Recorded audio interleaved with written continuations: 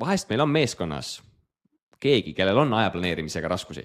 Näiteks kas tööpäevad venivad liiga pikaks, ülesanded ununevad, tähtajad lähevad üle ja et kuidas personalijuhina saab sellises olukorras tuge pakkuda?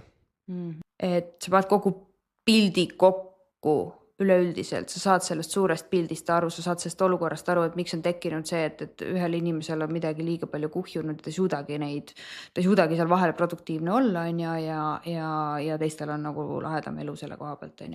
Ehk siis see ei ole nagu see, et tema oleks kuidagi kehv aja planeerija, vaid tuleb vaadata seda nagu üldist ökosüsteemi, et miks see olukord nagu on temale kuhjunud nii palju. Jah, sellepärast, et see sama miks aitab sul ju võib-olla selle olukorra juba ise ära lahendada. Lihtne näide on see, et kui sul on üks inimene tiimis, kes on viimase hetke inimene ja teine on see, kes on pikaajalise planeerimisega, siis ühele näiteks mingisuguse töö tegemine ju sobib paremini kui teisele. Aga kui sa ei tea seda, kui sa ei küsi seda, et miks see asi niimoodi tekkinud on, siis sa ei saagi ju seda teada, sa ei saa töölaudu ümber mängida sellisel juhul ju, eks ju.